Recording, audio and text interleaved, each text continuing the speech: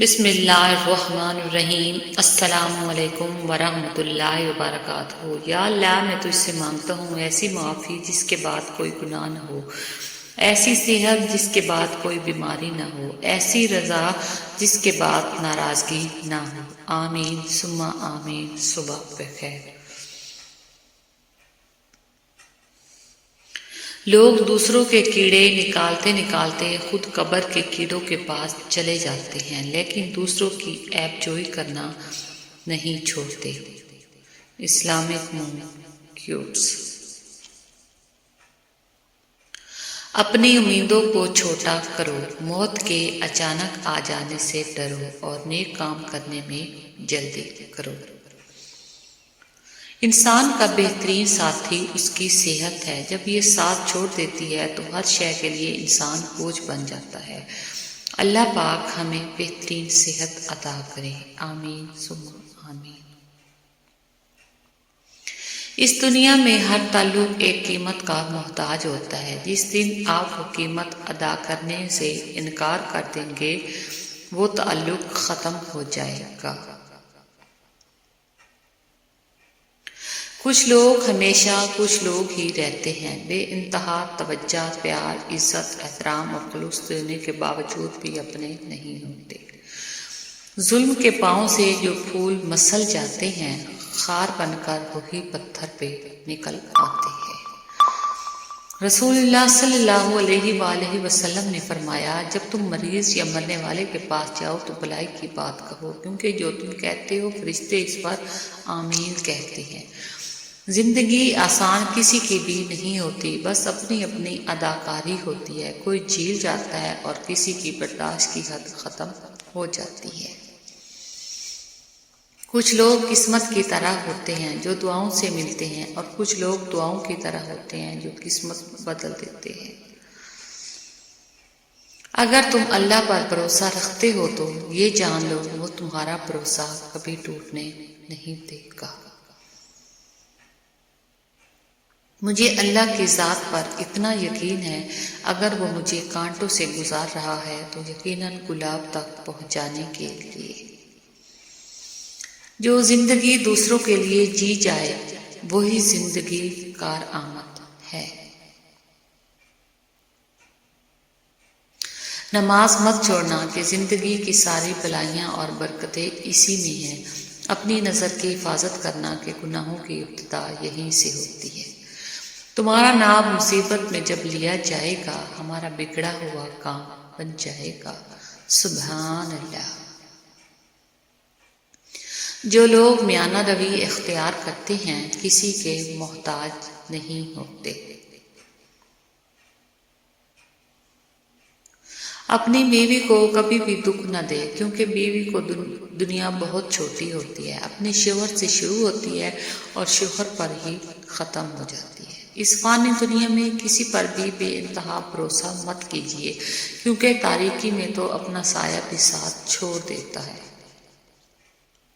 اقبال لکھتے ہیں کہ ٹھکانہ قبر ہے، کچھ تو عبادت کر اقبال۔ روایت ہے کہ خالی ہاتھ کسی کے گھر جایا نہیں کرتے۔ من کو مارے بغیر نور نہیں ملتا، اور میں کو مارے بغیر نفس نہیں مرتا۔ زندگی آزمائش کا نام ہے، کسی نہ کسی رنگ میں ہر کسی کی آزمائش ہو رہی ہے۔ کامیاب صرف وہی ہے جو اللہ کی تقسیم پر راضی رہے اور بقدر استطاعت حدود اللہ کی پاسداری کرتا رہے۔ رشتوں کو ایسی خوبی سے نبھاؤ جیسے شہد کی مکھی پھولوں سے رس چوس بھی لیتی ہے اور ان کا نقصان بھی نہیں ہونے دیتی۔ پھر نئے سال کی سرحد پر کھڑے ہیں ہم لوگ، خاک ہو جائے گا یہ سال بھی حیرت کیسی۔ اللہ کو بتایا کریں، اپنے دل کی کیفیت اسے بتایا کریں کہ آپ کیا محسوس کر رہے ہیں، کتنی تکلیف میں ہیں۔ آپ یقین کریں وہ بہت پیار سے سنے گا۔ اس کے سامنے رو لینے سے ہی آپ کے دل میں سکون اترے گا، بے شک وہ دلوں کا ہمراز ہے۔ ماں کی کمی، لوگ کہتے ہیں کہ کسی کے چلے جانے سے زندگی رک نہیں جاتی، لیکن یہ کوئی نہیں جانتا کہ لاکھوں کے مل جانے سے بھی اس ایک ماں کی کمی پوری نہیں ہو سکتی۔ عبادت کے لیے فرصت کی نہیں توفیق کی ضرورت ہوتی ہے۔ بے شک سمجھ نہ آیا زندگی تیرا یہ فلسفہ، ایک طرف کہتی ہے صبر کا پھل میٹھا ہوتا ہے اور دوسری طرف کہتی ہے وقت کسی کا انتظار نہیں کرتا۔ دنیا کی خوبصورتی انسان سے ہے اور انسان کی خوبصورتی انسانیت سے ہے۔ کچھ تصویروں میں وضاحت کی ضرورت نہیں ہوتی، وقت وقت کی بات ہے، اپنے والدین کی قدر کریں۔ جن سے تعلق رکھنا ہو ان سے بحث نہیں کی جاتی اور جن سے تعلق نہ رکھنا ہو ان سے بحث کا کوئی فائدہ نہیں ہوتا۔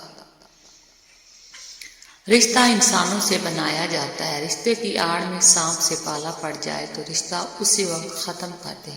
یہ مت سوچیں تعلق کتنا پرانا اور کتنا زیادہ تھا۔ کسی کو اپنا بنانا ہنر ہی سہی، کسی کا بن کے رہنا کمال ہوتا ہے۔ کبھی آواز دینے کا تکلف تم ہی کر ڈالو، ہمیں آنا تو ہے واپس، ذرا سامان رہ جائے۔ اے ہم نفس نہ پوچھ جوانی کا ماجرا، موجیں نسیم تھی ادھر آئی ادھر گئی۔ آپ دعاؤں کو یقین کی جتنی مضبوط ڈوری سے باندھ کے بھیجیں گے، یقین جانیں یہ اتنی ہی شاندار قبولیت لے کر لوٹے گی انشاءاللہ۔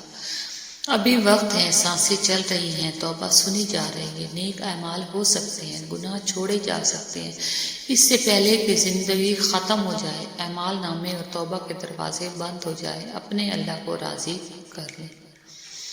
حضرت علی نے فرمایا جب دعا کرتے وقت تمہاری آنکھوں سے آنسو آنے لگے تو سمجھ جانا تمہاری بارگاہ میں دعا قبول ہو چکی ہے۔ جو دین کو برباد کر کے دنیا سنوارتے ہیں ان کا نہ تو دین رہتا ہے اور نہ ہی دنیا سنور پاتی ہے۔ میں انسانوں پر تبصرے کرنے سے بہتر سمجھتی ہوں کہ انسان اپنے آپ پر توجہ دے، اپنی آخرت سنوارے، اپنے اعمال دیکھے نہ کہ دوسروں کے کردار پر باتیں بنائیں۔ مومن کی سب سے بڑی دولت اس کا ایمان ہے۔ ساری دنیا ہاتھ سے چلی جائے لیکن ایمان بچ جائے تو کچھ بھی نہیں گیا، اور ساری دنیا ہاتھ آ جائے لیکن ایمان چلا جائے تو کچھ بھی ہاتھ نہیں آیا۔ مرتے وقت دنیا جتنی بھی ہاتھ میں ہو چلی جاتی ہے مگر ایمان اور عمل صالح والی دولت ساتھ رہتی ہے۔ ماچس کی تیلی کا سر تو ہوتا ہے مگر دماغ نہیں ہوتا، اس لیے ذرا سی رگڑ پر بھڑکتی ہے اور اپنی ہی آگ میں جل کر ختم ہو جاتی ہے۔ حاصل کی مثال بھی کچھ ایسی ہی ہے۔ برستی ہوئی بارش اور روتی ہوئی آنکھوں کا احساس صرف انہی کو ہوتا ہے جن کے گھر کچے اور دل نازک ہوتے ہیں۔ اللہ کا شکر ادا کرنا اللہ کی نعمتوں کا احساس ہونا بھی ہے۔ ہم میں سے اکثر لوگوں کو اس کا احساس نہیں ہوتا کہ ہم کتنی نعمتوں میں رہ رہے ہیں، بس وہی ہم دیکھتے ہیں جو ہمیں نہیں مل رہا، وہ یہ نہیں دیکھتے کہ پہلے ہی ہمارے پاس ہے وہ سب جو دوسرے بہت سے لوگوں کے پاس نہیں ہے۔ ہر آدمی ایک حد تک مہربانی کر سکتا ہے، اس کے بعد مہربانی کرنے والے کو اپنی کمر ٹوٹنے لگتی ہے اور وہ مہربانی کر نہیں سکتا۔